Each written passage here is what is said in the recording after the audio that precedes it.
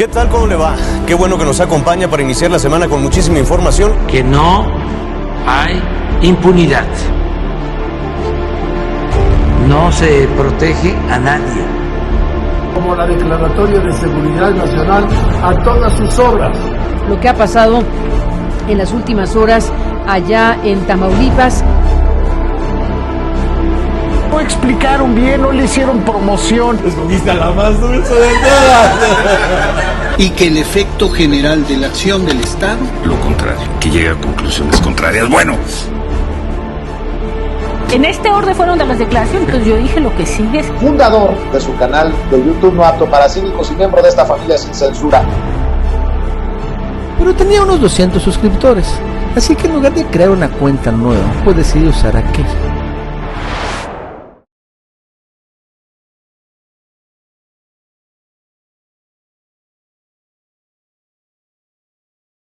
A ver, corrígeme porque hay mucha gente que nos está viendo en Ecuador, en España, en Colombia y bueno, no sabe bien esto de Florence Cassés, pero este es un caso, ustedes que nos están viendo, aquí en México se hizo muy famoso porque uno de los principales presentadores, conductores de noticieros del país, pues dijo vamos en vivo porque están rescatando, porque hay un secuestro y vamos con los secuestradores y entonces aparece ahí de forma como heroica la Policía Federal, salvan del secuestro a estas personas, pero en realidad todo era un gran montaje. Y para pasar a otro tema, Edgar, yo te quiero preguntar, ¿cuántas capas de interés, ya no digamos corrupción, cuántas capas de interés cubren esta cebolla para modificar un hecho y exhibirlo frente a la sociedad? ¿De qué estoy hablando? Porque en este caso del montaje, en donde el presentador famoso era Loret de Mola, en ese momento, uno de los presentadores más importantes de Televisa, se va en vivo. ¿Cuántas capas de interés? ¿A qué me refiero? Me refiero que la orden que recibió de montar, no importa si sepa o no, o el montaje que se dio, fue para disculpar a alguien, fue para hacer quedar bien a alguien, fue para darle espectacularidad a la forma de hacer noticias, fue para ganar rating, fue para ocultar ciertas cosas, o hay alguna otra capa que no vemos, y esto es muy interesante, que sea ya no a nivel local, sino supranacional, de intereses globales. ¿Por qué lo digo? Porque justamente en este conflicto, después se provocó un conflicto con Francia y con el expresidente ahora Sarkozy, y yo no sé qué tanto sea ese actuar del político corrupto mexicano que quería ocultar algunas cositas, o fuera una orden del mismo político mexicano, pero porque está obedeciendo corrientes ya globales que le hablan y le dicen, no, vamos a hacer esto o esto, no sé. ¿Lo investigas tú en tu libro o es válido hacer esta pregunta, Edgar? Yo creo que la pregunta es válida, pero sobre todo se usan las mismas herramientas. Una parte importante del libro gira en torno a la propaganda y cómo la propaganda se ha utilizado durante el siglo XX, sí, la propaganda moderna. Entonces eso le permite entender a los lectores cómo ha funcionado la política en los últimos tiempos, tanto en la guerra como en las campañas electorales o ahora en la relación medios y poder político. Entonces, muchas de estas herramientas, algunas se utilizaron desde la Segunda Guerra Mundial, por ejemplo, se siguen utilizando ahora. La sobresimplificación del enemigo, el espionaje, la vigilancia, el corromper, todo ese tipo de herramientas son como muy parecidas o en algunos casos son incluso las mismas. Entonces, por eso algunas de estas similitudes en países que no tienen, digamos, los mismos procesos históricos, vienen como el mismo tipo de hechos, ¿no? Pensemos en España, acaba de salir un escándalo muy serio de que un periodista progresista supuestamente difamó al líder de un partido político de izquierda. Entonces podemos ver en la guerra todas estas herramientas en conflictos como el de Ucrania y Rusia. En este momento buena parte de lo que vemos es propaganda. o en otros contextos, ¿no? Como la publicidad,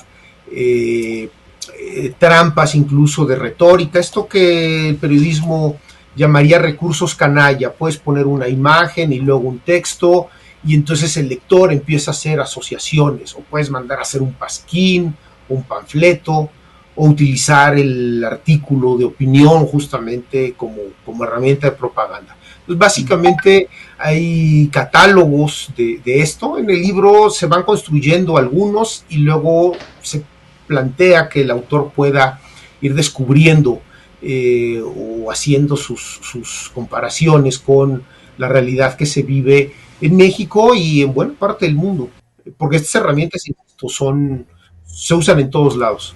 Sí, eso es muy importante, ¿no? Porque no necesariamente quien lo esté viendo debe entender que esto pasa en México, sino también me imagino que se replica en Argentina, en Francia, en Estados Unidos, por supuesto, prácticamente en todo el mundo. La prensa inmunda define, a lo mejor también debería haber empezado por ahí, define qué es inmundicia para ti. En este caso, como te comentaba, es decir, la inmundicia se refiere precisamente a este sistema que se generó entre la clase política y las empresas, empresarios y algunos periodistas que básicamente generan condiciones estructurales que son muy adversas para producir el periodismo. ¿A qué me refiero?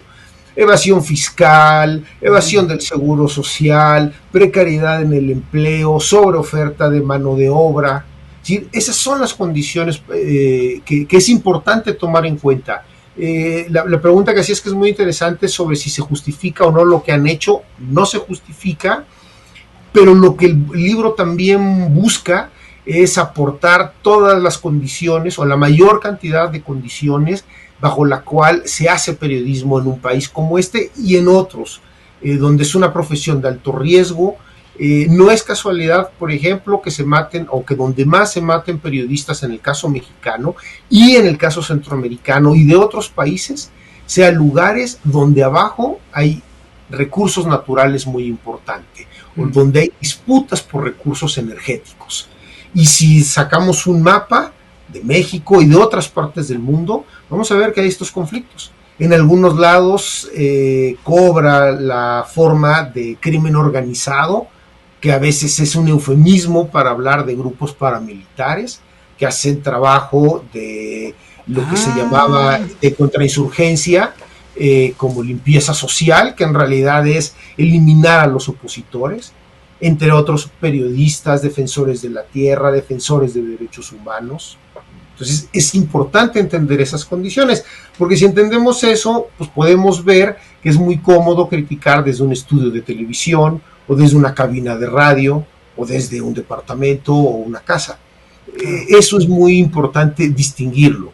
No les quita responsabilidad, pero si entendemos esa precariedad, pues vamos a ver cómo ahí surge la inmundicia, y tanto en las condiciones, porque si ampliamos esto, tendríamos que pensar en una sociedad que critica a sus periodistas, con mucha razón, por supuesto, se lo han ganado a pulso, pero al mismo tiempo no quiere pagar por contenidos. Y hacer un periodismo, hacer buena investigación cuesta, y cuesta mucho tiempo, mucho dinero, pero de pronto tenemos una sociedad que no quiere pagar mucho. Ejemplo, las descargas ilegales, de todo tipo de bienes culturales, no solo libros, no solo periódicos, y esto al mismo tiempo genera contradicciones.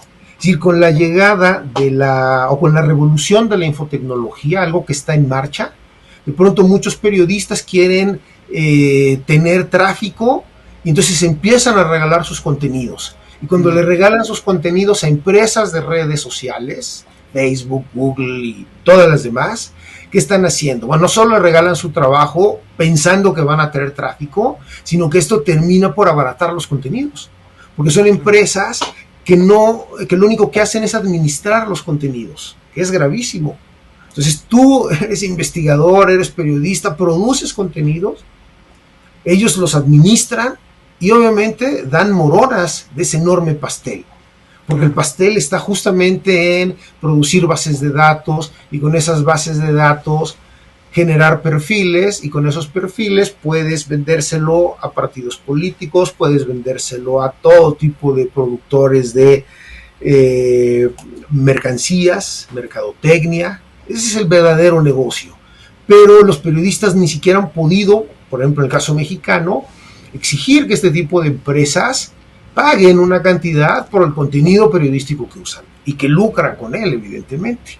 Entonces, muchas cosas simultáneamente, y eso lo hace un fenómeno complejo, pero podríamos ver, digamos, en el caso de la sociedad, ¿no? Que no quiere pagar por estos contenidos, porque una buena investigación cuesta. Bien. Y a las empresas tampoco les conviene. Claro. No quieren pagar. Sí. Pero a ver, ahora te la voy a voltear, Edgar. Alguno diría, bueno, pues me chuto los anuncios y ya estoy pagando con mi tiempo de escuchar los anuncios, la publicidad. Pero deja de eso. Quiero centrarme ahora al revés, no en los medios de comunicación, sino en quienes ven los medios de comunicación. Me queda clarísimo que tú nunca dirías, pues yo me siento a ver la televisión y veo los noticieros de Televisa, por ejemplo, veo a la señora esta que se le desapareció una niña, o más bien reportó que una niña estaba abajo de los escombros en un temblor y la niña nunca existió, por ejemplo, cosas tan garrafales como esa. Veo los montajes como el de Loré de Mola, veo muchas otras cosas. Entonces me queda muy claro que tú no le creerías a los noticieros, o no me dirías, no, Roberto, si lo dijo el noticiero principal de la cadena principal o de la otra cadena principal del país, yo le creo. Me imagino que no. Pero entonces yo te pregunto, Edgar, hay muchos que sí. Y si revisas los ratings, pues siguen teniendo ratings los noticieros de no solo las principales, sino de también las secundarias. Mucha gente les cree y mucha gente los sigue. Ahí tenemos, y te puedo señalar, desde Javier Alatorre hasta Ciro Gómez Leiva, desde Denise Merker hasta bla, bla, bla, bla. Y esto pasa en Argentina también, porque me estaba comentando un argentino, pues le siguen creyendo. Entonces, la complicidad no solo sería entre política, sino también entre la sociedad. ¿O por qué le siguen creyendo? ¿O por qué lo siguen viendo, Edgar? Hay varias respuestas y hay una transformación que está en marcha. Primero, la transformación más importante es la revolución de la infotecnología, o sea, Internet. Porque esto ha generado una competencia enorme a los comunicadores tradicionales. Es decir, o estos mediadores institucionales, ¿sí? A quienes generaciones anteriores les creían más que las generaciones actuales. Si empezamos a ver el consumo de medios de los jóvenes, pues es por Internet y es con estos influencers, youtubers o como les llamen en distintos países, que no necesariamente son periodistas, pero que les disputan en credibilidad, en impacto, en muchas cosas. Entonces, ahí hay una competencia importante. Y la otra parte de la pregunta, se le sigue creyendo por varias razones. Desde los años 80 del siglo pasado, se han hecho estudios, por ejemplo, que muestran algo muy interesante. La gente o muchas personas, para ser más preciso, ven medios o consumen medios de comunicación no para informarse de lo que está aconteciendo, sino para confirmar lo que ya creen. Esto las redes lo han agudizado, porque si tú ves en la comunicación cara a cara, pues nuestras discrepancias pueden salir y debemos tolerarnos, debatir, etcétera. Pero en el Internet ahora pues prevalece el odio, el insulto, la descalificación. Entonces, si eres de un bando político, no te van a salir necesariamente las opciones opuestas, sino los algoritmos, entre otra cosa, también tratan de generar estas empatías, porque esa es parte del negocio de ese tipo de redes. Entonces, si yo tengo empatía, pues voy a buscar qué confirma lo que pienso. No necesariamente una parte importante de los consumidores de noticias están dispuestos a ser cuestionados. Entonces, si yo soy de izquierda o que me autoasumo de izquierda, aunque no lo sea, leeré tal oferta. Y luego de centro, de derecha o de cualquier parte del espectro político. Lo que también es interesante, y algunos estudios muestran desde los años 80, es que la diferencia ideológica no necesariamente es tan marcada en ciertos temas, en algunos sí, en otros no. Es decir, que alguna información se presta más a estas polarizaciones que otra, y algunos temas son más homogéneos. Hay una suerte de contrato implícito, o sea, un contrato que no está firmado, entre yo, consumidor de noticieros, y el mediador que está del otro lado, o empresa periodística que se supone tiene procesos de verificación de la información, procesos de edición profesionales, serios, y yo, lector, que les creo. Entonces, son cosas que pueden estar en la tinta, en el papel, pero que no necesariamente están en los hechos. Y al no estar en los hechos, pues hace que haya mucha discrecionalidad. Y esta discrecionalidad finalmente ha impactado en la credibilidad de los propios periodistas. Es casi como un círculo vicioso. Y esto, pues, políticamente se ha aprovechado, ¿no? Es decir, en algunos momentos para cooptarlos, en otros momentos para confrontarlos. Es como parte de esta relación, pero es una relación que siempre ha sido complicada, y entre más libertad de expresión haya, va a ser más complicada. Eso es como inevitable. Está bien, ¿no? Porque si no, si alguien viene a querer sujetar la libertad de expresión, bueno, entonces es menos complicada, pero estás más adiestrado, ¿no? Estás más obediente. Claro, al final, digamos, al final de todo esto, cuando pase, porque en algún momento pasará, la sociedad va a ser beneficiada. Porque aprenderemos a distinguir a un buen periodista de un mal periodista. ¿Cómo? Con sus prácticas profesionales. En el libro, por eso, como lo habrás visto, voy poniendo distintas pistas para que los lectores no especializados, o sea, se procuró que el lenguaje fuera claro, sencillo, no para especialistas, pueda ir viendo pues cuáles son buenas prácticas o malas prácticas, ejemplos de estas prácticas, y cómo sistemas políticos han utilizado a los periodistas, se han relacionado con ellos, y es, insisto, una relación tensa y a veces sadomasoquista, pero finalmente entre más público sea esta relación, mientras más pública, los beneficiarios finales seremos la sociedad. Eso es inevitable. Pero otra vez entro en conflicto, Edgar, porque dices, ¿cómo podemos seleccionar a nuestros periodistas por sus prácticas profesionales? Pero veo a Loret de Mola y tiene 3 millones de seguidores, y sus prácticas profesionales, pues es que, ¿cómo? O sea, ¿cómo entiendo este fenómeno? Otra vez con lo que dices, que la gente entonces es como un espejito, dime lo que quiero escuchar. No, es complejo, como bien lo planteas, hay muchas contradicciones, pero finalmente a un periodista, si un periodista no es bueno, si tiene malas prácticas profesionales, pues finalmente su credibilidad va a ir perdiéndose. Es decir, con no leer a un periodista, con no verlo, con no escucharlo, es importante. ¿Por qué? Bueno, pues porque si no nos gusta lo que hace, si no nos gusta cómo trabaja, dejémoslo de ver, dejémoslo de leerlo, y digamos que podremos encontrar otras formas de hacer periodismo que son mejores, y mejores no significa que nos digan lo que queremos escuchar en esta lógica del espejito, sino que como el buen periodismo nos proporcionen la mayor cantidad de elementos posibles para entender un fenómeno. Y como los buenos periodistas, y tú lo sabes bien, puedan lograr que comprendamos, es decir, que nos pongamos en los zapatos del otro. No significa que estemos de acuerdo, sino que estos periodistas nos den elementos, insisto, datos, historias, tanto para entender como para comprender un fenómeno.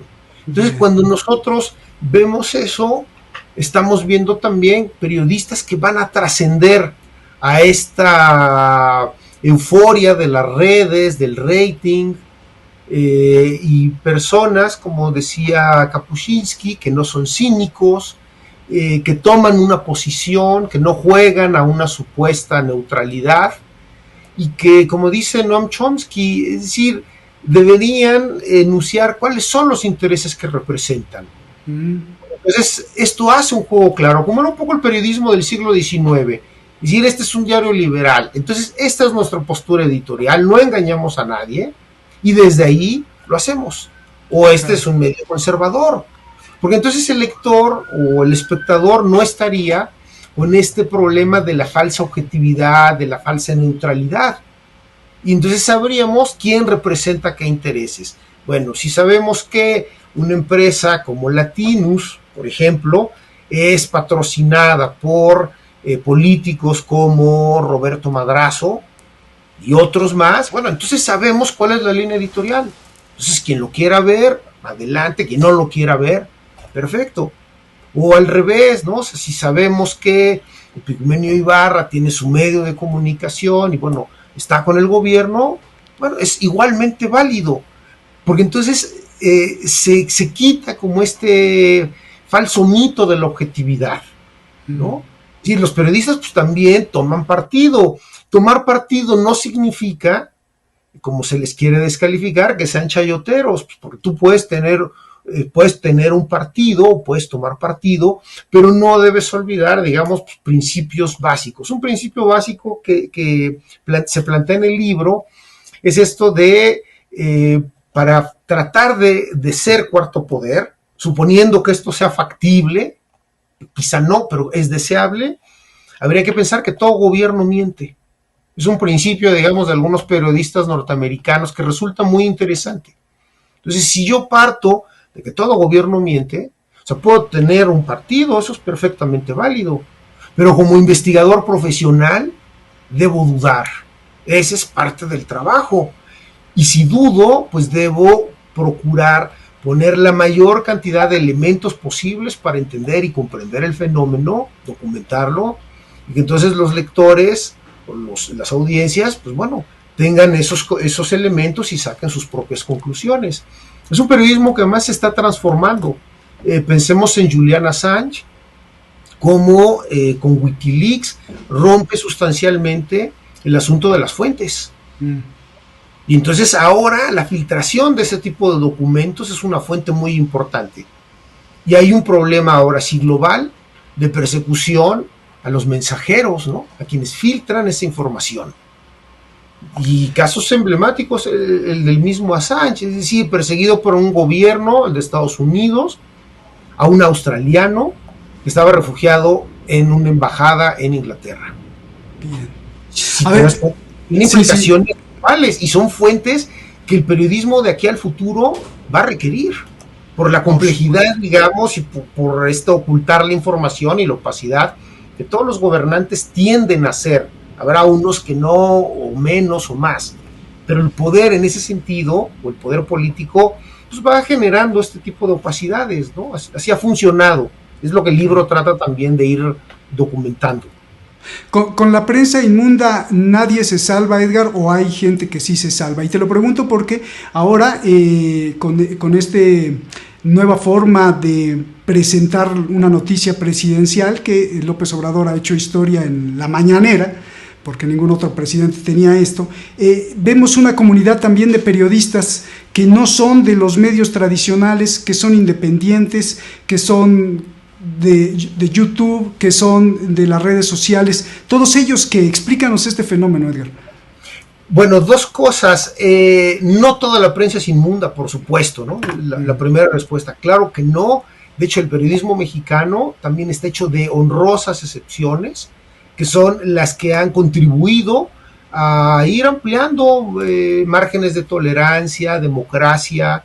Es un camino que no ha sido fácil, pero por supuesto que existen casos de gente decente, honorable, que lo ha hecho, ¿no? Eso, por supuesto.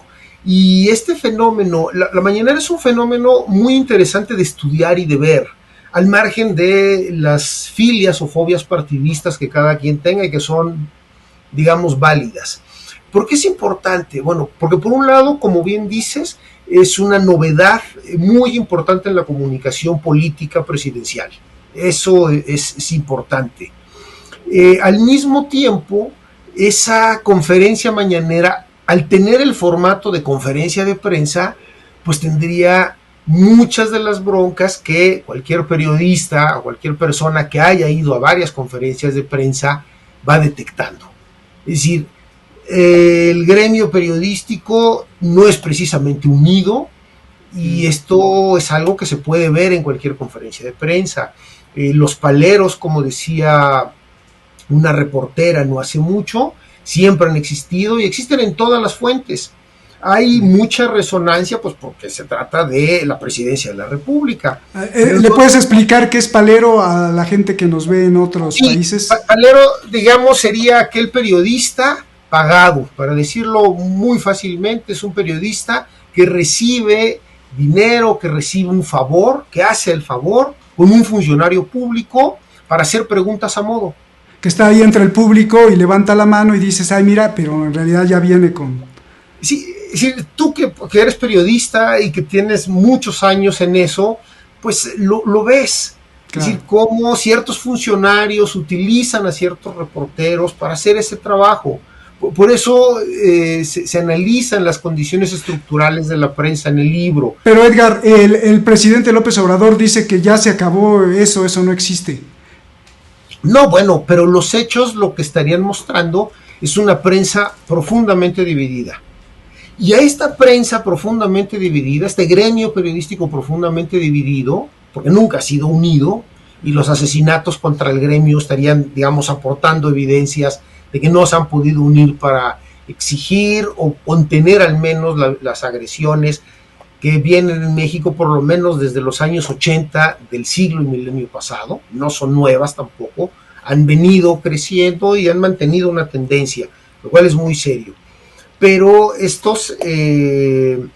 a esta comunidad de reporteros, de periodistas muy dividida, se le suma por las nuevas tecnologías y esta revolución del Internet, estos nuevos periodistas, para no ofender a los periodistas, habría que entrecomillarlo de periodistas, porque no todos son periodistas, pero sí han sido muy influyentes.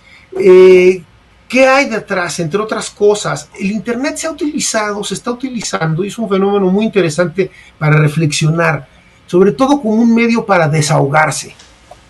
Entonces yo me quiero desahogar y encuentro una audiencia.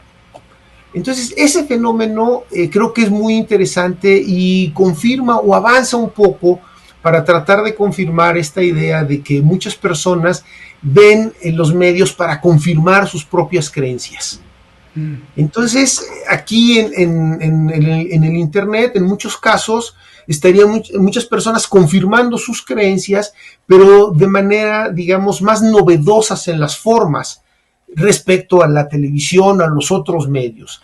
Pero ojo, estamos en transición.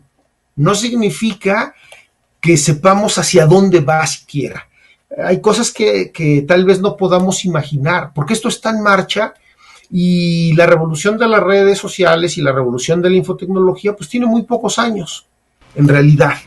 Entonces habría que pensar esto en 5, 10, 20 años, porque ahí viene una transformación creo que muy importante. No significa necesariamente que los medios tradicionales vayan a desaparecer, claro, porque algunas cuestiones de Internet, algunas prácticas de Internet están reproduciendo básicamente a los medios anteriores, a la televisión.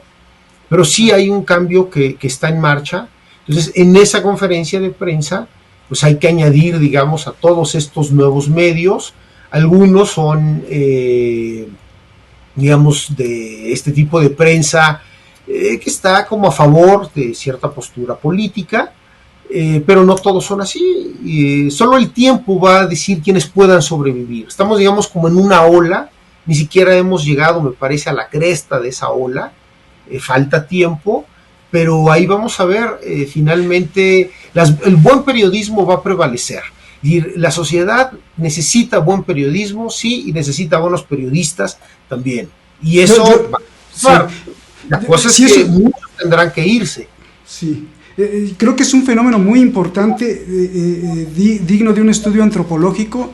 Tú sabes que yo estaba en Irán por muchos años, y entonces la primera vez que oí de la mañanera y me dijeron, es que ahí hay un periodista que se llama Lord Molécula. Te lo juro, Edgar, que yo pensé que se estaba tratando de una lucha en un ring de lucha libre, porque pues un nombre así, yo dije, ¿será? Me están bromeando, ¿no? Entonces, creo que independientemente si hace o no periodismo, creo que este fenómeno es tremendo, ¿no? Porque le vino a dar un giro a las cosas de esa seriedad y de esa formalidad del noticiero 24 horas, por ejemplo, ¿no? Claro, y muestra otra vez lo que la gente o la mayoría de las personas está buscando. Porque si bien muchos descalifican a Lord Molécula como palero, como este show tan particular, de pronto la prensa tradicional se ha visto obligada a escribir de él. Porque la gente quiere saber dónde se compran los trajes. No. Y cosas como esa. Me lo dijo un periodista que entrevisté. Cuando hablamos de la mañanera, me explicaba que era uno de los problemas que tenían y que da para reflexionar sobre muchas cosas. Claro. Dice, bueno, tenemos que investigarlo, nos agrada o no, haga periodismo o no. Dice, ¿por qué? Pues porque la gente quiere saber de él. Entonces, pero esto ya es un show, entonces. Es parte de eso. Por eso, si bien la mañanera resulta en términos noticiosos novedosa de la comunicación presidencial, bueno, pues al mismo tiempo hay propaganda y a veces hay como narrativa como de Peña. Es decir, hay una canción y un rollo y luego otra canción y decimos un chiste. Es decir, hay habilidades de comunicador importantes y eso también sí. Es interesante ver cómo se enganchan no solo los seguidores del presidente, sino sus adversarios y muchos periodistas o intelectuales. Es decir, igual, si no me gusta, lo apago o hago otra cosa. Pero ese es, en términos comunicativos y políticos, un fenómeno interesante. Muy interesante. Ha habido una habilidad para enganchar a sus seguidores, pero también a sus adversarios en esta dinámica. Pues qué maestría. A ver, quiero que nos ayudes porque hay varios ejemplos. Esto yo lo viví en Irán, lo vi en Venezuela, en Argentina, en Cuba, en España. Lo he visto que ya cambió todo y ya estamos en el amanecer de un nuevo sistema y junto de la mano viene pues también el amanecer de esa nueva vocera de este nuevo sistema que es media, que es el medio de comunicación. Y entonces pues vimos por ejemplo a Maduro hablar con un pajarito que era el comandante Chávez. Los medios en Irán son verdaderamente dignos para un caso de estudio antropológico y encontramos por ejemplo en México e insisto, esto se replica en muchos países de habla hispana en donde aparecen, aunque ya estaban desde antes, pero se hacen más famosos periodistas o líderes de opinión que dicen ya se acabó la censura o ya se acabó el chayote, que aquí chayote en México, para usted que nos ve en otro lado, es el pago, o sea, el dinero, así le dicen el chayote. Ya se acabó los periodistas chayoteros que recibían dinero del gobierno. ¡Viva López Obrador! Y otra noticia, y viva López Obrador. Entonces, este es otro fenómeno más grave, Edgar. Bueno, sí, hay varias cosas para reflexionar. Todavía no es posible decir en qué va a acabar, pues porque todavía le quedan 2 años de presidencia, pero las evidencias que yo voy recopilando para hacer esta investigación respecto a la política de comunicación, ojo, ahí se concentra esta parte de la investigación, es que no parece que vaya a haber grandes cambios en la relación entre prensa y poder político. Es decir, hay un parteaguas, pero pues si es que resulta un parteaguas, falta todavía tiempo para poder ver en qué terminará. ¿Por qué digo esto? Porque no se han cambiado las reglas del juego. Es decir, no hay todavía una regulación clara y transparente de los recursos publicitarios. Es decir, se siguen repartiendo discrecionalmente. Ese es un problema. Aunque también es cierto que se ha reducido considerablemente el presupuesto para publicidad. Pues no es lo mismo pagar a una persona que a una corporación periodística. Exactamente. Entonces, hay muchas contradicciones o muchos fenómenos contradictorios en esto. Pero no solo no se puede ver, pero o sea, exactamente en qué va a terminar. O sea, hay que ser prudente en ese sentido. Claro. Pero los elementos nos van diciendo que las condiciones estructurales no se cambian. Me explico rápidamente. No han agudizado las contradicciones y la crisis que tienen los medios de comunicación como empresa, que es un fenómeno global. Porque, ok, si son tan enemigos como se dice, cierro completamente la llave de la publicidad, agudizo las contradicciones y entonces van a tronar un montón. Pero van a tronar, digamos, como el mercado, no porque yo, el presidente, lo haga. No han agudizado las contradicciones. Pero tampoco se han generado, digamos, una visión de Estado. Es decir, bueno, la prensa, me agrade o no, tiene un papel social que cumplir. ¿Cuál es ese papel? Ofrecerle a los ciudadanos información de interés público. Ese es su distraerlos, trabajo. A lo mejor distraerlos, esa es la realidad, ¿no? Ok, como un ideal ético, sería ofrecerle a la ciudadanía información de interés público. Nosotros como ciudadanos, eso es lo que hay que exigirles. Claro. Y esto genera un conflicto o agudiza el conflicto entre periodistas que si quieren quedarse con audiencias, pues entonces tienen que darle a las audiencias lo que también están pidiendo, que es una información de calidad. Claro, esto se mezcla porque no nos olvidemos que hay una sobreoferta de información ahora, con los nuevos medios que están irrumpiendo, entonces tenemos una gran gama de información y esto fragmenta pues la oferta y el consumo de medios, ¿sí? Entonces ese sería también un componente importante, que es lo que se hace en algunos otros países, Roberto. La prensa recibe un subsidio independientemente de la relación que tenga con el gobierno en turno, porque es una política de Estado y se entiende que ese sería su papel. O sea, no que me reproduzca como gobierno lo que yo quiero, porque eso es hacer propaganda, que como bien dices, se hace por todo el mundo, sino como también hacen algunos países, es decir, la prensa es importante como una herramienta para que la sociedad tenga información de interés público. Entonces, me agraden o no, necesitan ciertos fondos, porque ya sabemos que hacer una buena investigación cuesta tiempo, cuesta dinero. Entonces, tampoco han asumido este elemento, y aunque si bien ha habido avances, esta idea de meter en el seguro social a algunos periodistas, la parte más importante tampoco se ha resuelto, y hay cierta omisión. Por ejemplo, que los periodistas, su salario esté vinculado al salario mínimo. Entonces gana un periodista que se supone que es un profesional de la información y pasó varios años por una facultad, gana lo mismo que actividades como el de cantinero y algunos otros oficios. Son trabajos muy loables, sí, pero esta diferencia sería interesante. Y el salario está sometido a la Comisión de Salarios Mínimos. El Estado o el gobierno, ¿qué ha hecho, por ejemplo?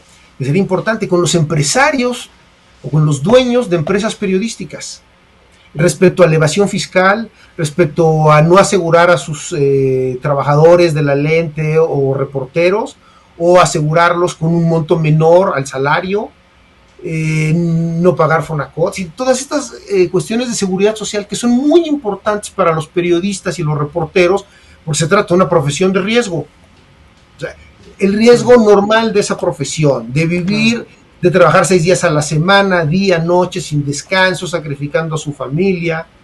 Es decir, eso es lo estructural. Claro, eso no justifica pues, que agarren dinero, ¿no? Claro. Entonces se trata de ver el fenómeno en toda su complejidad, o en la mayor complejidad posible. Ya no te quitamos el tiempo, nos vamos. Me faltan 2 preguntitas, déjame hacerte. Yo era niño y tuve la oportunidad, pues por mi familia, de estar en un programa en donde le hicieron un chiste, y hasta un chiste bonito, acerca de la mamá del presidente. Creo que era López Portillo, Echeverría, no sé. Pero es que no tardó más que 30 segundos para recibir un telefonazo, como decían, de la oficina de Azcárraga, el Tigre entonces, y advertirles que la próxima acababan no sé en dónde, ¿no? O sea, una total censura. Si estudiamos desde ese momento hasta ahora, efectivamente la apertura ha sido cada vez mayor, ¿no? Me acuerdo, creo que con Vicente Fox empezó a caricaturizar al presidente, a hablar mal del presidente, y entonces, bueno, pues ya iba creciendo esa apertura. Y hoy, pues ni se diga, hoy se puede hablar del presidente, hasta groserías le pueden decir al presidente, no pasa nada, no te mandan desaparecer. ¿Hay más libertad de expresión? Sí, pero resulta ser en este tránsito de dos estadios, Edgar, que ahora somos el campeón del mundo en asesinato a periodistas. Y esto es repugnante, porque estando en Medio Oriente, yo veía cómo se moría la gente y los periodistas en Siria, por ejemplo. Pero aquí se mueren más. Entonces, ¿qué tanta libertad de expresión hay? Esa es una pregunta muy compleja, porque efectivamente no es lo mismo ser periodista, entre comillas, nacional, de radio, de televisión, que ser periodista de un medio municipal, o ser un medio local o regional. Como decía, en muchas partes del mundo, México incluido, donde más homicidios contra periodistas hay, donde más vulnerabilidad tienen, es donde hay disputa por recursos energéticos y recursos minerales, por ejemplo, agua, minas, petróleo, gas natural. Ahí hay conflicto, ahí hay asesinatos. Todo esto que genera, bueno, por un lado, la autocensura. Si a esto le sumas el componente del llamado crimen organizado, que también está coludido con autoridades en los 3 niveles de gobierno, pues entonces lo que tiene son la multiplicación de grupos paramilitares que, con este pretexto de la guerra contra el crimen, de la guerra contra las drogas, de la guerra contra el terror, eliminan todo tipo de opositores. Entonces, esto produce también autocensura. Y debemos sumar el tercer componente. En muchos casos, en el caso mexicano al menos, en muchos periódicos, revistas, los dueños tienen conexiones a nivel estatal, municipal particularmente, con funcionarios públicos, lavado de dinero, y tampoco faltan casos donde hay vínculos con grupos criminales o con algunos miembros de grupos criminales. ¿Qué significa esto? Que el enemigo está en casa, y al estar el enemigo en casa, entonces la vulnerabilidad es mayor. Entonces todo este conjunto y algunas otras cosas más que vienen en el libro, que producen que haya aumentado la vulnerabilidad de los periodistas, ¿no? E incluso viene ahí el caso de cómo García Luna y una empresa de él tiene acceso a el mecanismo, tenía acceso al menos al mecanismo de protección de periodistas. Entonces podían tener información muy delicada de periodistas en riesgo. Oye, entonces, todavía trae autocensura y persecución, por supuesto. Edgar, lo explicas muy bien el fenómeno de los periodistas asesinados y la relación que tienen con sus reportajes a nivel local, municipal, o sea, a nivel chiquito, digamos, no por menospreciarlo, sino porque son problemas, microproblemas en localidades perfectamente bien delimitadas. Hacen una investigación muy buena, hacen una investigación a profundidad, y entonces como resultado, porque están desvelando la mafia o la maña del poder en esa localidad, los matan. Me queda perfectamente claro. Yo te pregunto, ¿no será esto un terror de Estado? Es decir, yo hice un reportaje de La Bestia hace mucho tiempo y me contaban los testigos en el pueblito de Aguas Blancas, que en ese entonces no era famoso. No querían hablar los testigos hasta que los convencí y me decían, miren, en la noche pasa el tren con los migrantes, vienen los zetas y les disparan a todos y hay media matazón, o sea, vuelan cadáveres y cabezas por todos lados, y sobreviven la mitad. Y yo le decía, ¿pero por qué hacen eso? Para generar terror, para que los que queden vivos ya saben a qué le tiran y se comporten, acepten a ser reclutados, acepten a darles el dinero ahorrado que llevaban hacia Estados Unidos para pagarle al pollero o para sobrevivir, y entonces con ese terror pueden manejar a la gente. Te pregunto, ¿no podrá ser lo mismo? Porque no me imagino una investigación, ni la hay, una investigación súper profunda de un reportero famoso, no a nivel nacional, que hable, no sé, los campos de Veracruz, la 4T, Nestlé, las corporaciones, lo desaparecen. Es que ya lo saben, ahí viene la autocensura, es que ya lo saben. Si eso pasa con el municipio a nivel chiquitito, no me imagino qué le va a pasar no solo al periodista, sino al equipo de periodismo, que se ponga a investigar la relación, por ejemplo, de BlackRock con la 4T, el Tren Maya o los campos de cultivo de café en Veracruz con la corporación Nestlé y las concesiones que se han dado en la actualidad en este gobierno. Los desaparecen, o no sé. A ver, explícame. Por supuesto, no es un asunto nuevo, por eso hay una parte del libro también que gira en torno al espionaje y la vigilancia electrónica, y sobre las tácticas de contrainsurgencia y las llamadas tácticas contra el terror. Todo eso viene de la Guerra Fría, por eso la portada, en parte esta ironía y en parte estos guiños a todas estas historias. ¿Qué nos enseña la Guerra Fría? Bueno, entre otras cosas, que ahí se generan las herramientas, es decir, los manuales de contrainsurgencia. Los manuales de contrainsurgencia se van a utilizar después o a partir del año 2001 en la guerra contra el terror por buena parte del mundo, y desde mediados de los años 80 del milenio pasado en la guerra contra las drogas, Colombia y México en particular, y en otros lugares. Entonces, estas dos situaciones fueron utilizadas con muchas herramientas de propaganda. Una de las bases de la propaganda, además de la sobresimplificación, es la manipulación del miedo. El ejemplo que tú pones es muy importante porque algunos de los miembros fundadores de esta organización de los Zetas pasaron por el ejército mexicano, por un grupo de élite, los GAFES, tomaron algunos cursos de preparación, digamos, y pues al ser militares, obviamente de este grupo de élite, sabían de estas técnicas de contrainsurgencia. Muchos torturadores de toda América Latina pasaron por lugares como el Fuerte Braj o la Escuela de las Américas. Claro, en Centroamérica. Son los dos lugares donde se enseñaron estas técnicas. Entonces, por eso hablamos aquí de propaganda y de técnicas de propaganda.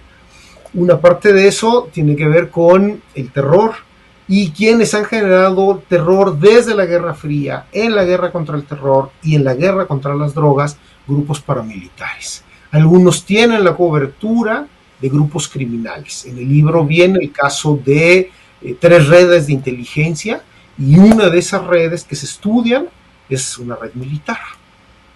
Genial. Entonces, ¿qué es lo que estamos viendo? Técnicas y herramientas de contrainsurgencia. De eso hacer la investigación, hay algunos avances, hay gente que se ha metido y pues se están confirmando pues este tipo de cosas que tú dices. ¿Quiénes hacen el trabajo sucio en zonas de conflicto, en zonas donde hay disputa por recursos energéticos y naturales? Grupos paramilitares. Bien. Les puedes llamar de muchas maneras, pero lo que hay es un grupo militar que elimina la oposición, porque a veces también los defensores de derechos humanos o los defensores de la tierra se vuelven periodistas. Mira. Es casi un híbrido. ¿Por qué? Pues porque los medios tradicionales no siempre les dan cabida porque tienen su agenda. Entonces, si yo no accedo a ese medio como activista, pues entonces hago mi medio o busco estos canales, y al hacerlo, pues entonces se ponen en un enorme riesgo y se puede ir documentando. No solo es en México, se puede encontrar en Centroamérica y en bastantes otros países, porque son las mismas herramientas. Incluso por ahí se mencionan algunos manuales, o hay un manual muy específico que hasta se encuentra en internet y lo pueden comprar. De ese nivel. Oye, Edgar, pues ya nos vamos. La última pregunta, que era justamente esa, la parte lingüística, la creación de una narrativa que ya no importa si el periodista está haciendo montajes o no, ya no importa si el periodista te está mintiendo o está diciendo otra cosa, o cuando fueron a cubrir la noticia a Televisa omitió decir otra cosa, y eso ya no importa. Hay otro nivel de información que le podríamos llamar metainformación, que es la creación lingüística. Esto que justamente estás denunciando.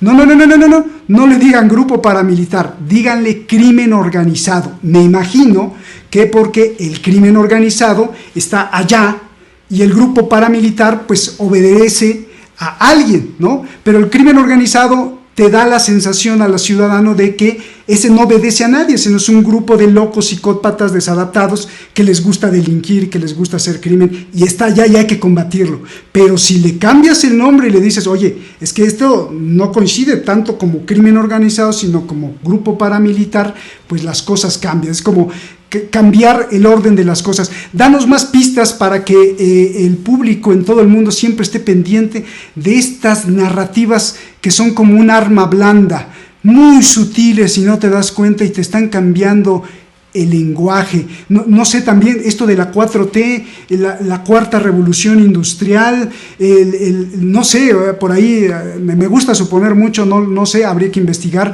pero digo, muchas otras cosas que vienen desde el priismo tremendamente recalcitrante hasta ahora, ¿no?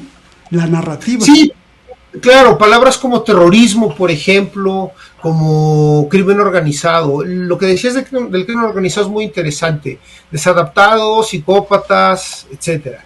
Si le añadimos que algunos son adictos a la cocaína o adictos al alcohol, ¿qué le podríamos reprochar a muchos periodistas? Pues que no cuestionen que como una persona con ese perfil va a ser una amenaza a la seguridad nacional. Claro. O sea, verás a alguien así y con secundaria inconclusa, ¿es amenaza? O en las narrativas conviene hacerlo. No hay que olvidar tampoco que hoy más que nunca es fácil, o es más fácil hoy que nunca, hacer narrativas. ¿Por qué? Pues porque el internet permite justamente que alguien como uno diga cualquier cosa y otro peor que uno se la crea. Antes del internet había una serie de mecanismos pues para que eso no trascendiera. Y hoy lo que antes sería una ocurrencia del tonto o el borracho del pueblo se vuelve algo viral. Nos dice mucho de la sociedad, de los medios de comunicación, de lo que nos interesa. Pero sí, las palabras del poder, habría que desconfiar mucho de las palabras largas, grandilocuentes. Ahí vienen en el libro también distintas referencias que permiten entender algunas de las palabras, algunos de los juegos, de las asociaciones entre imágenes, textos, encabezados, tipografía.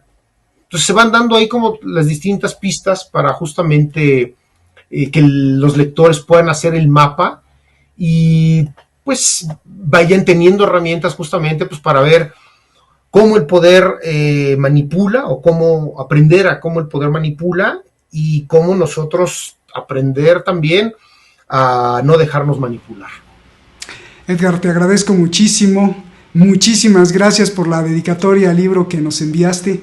Gracias, de verdad, felicidades por esta labor que no tiene más interés que denunciar la prensa inmunda.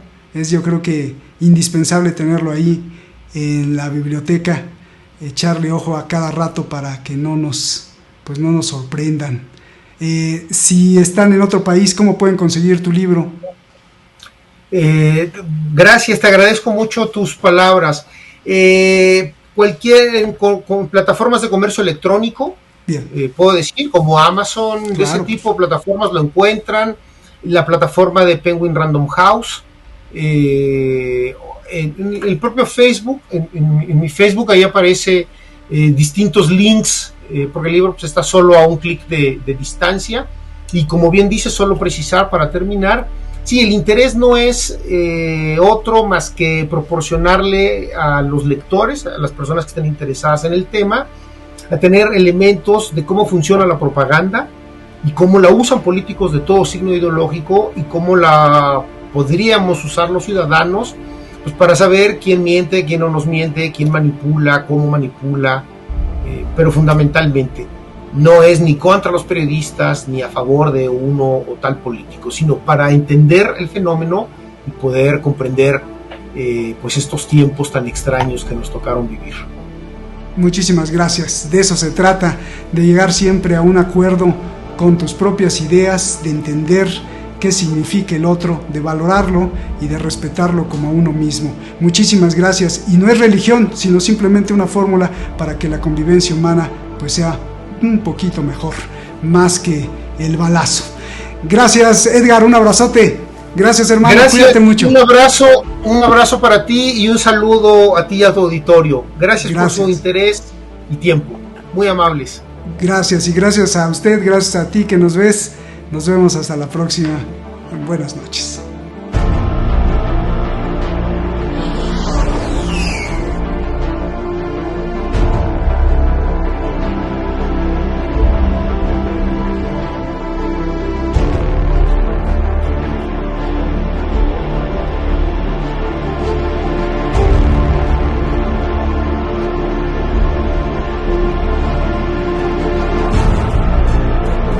Hola, ¿qué tal? ¿Cómo están? Hoy vengo a recordarles cuáles son las vías por las cuales pueden ver todo el contenido detrás de La Razón, todos los vídeos, todos los programas en vivo y mucho más. Atención,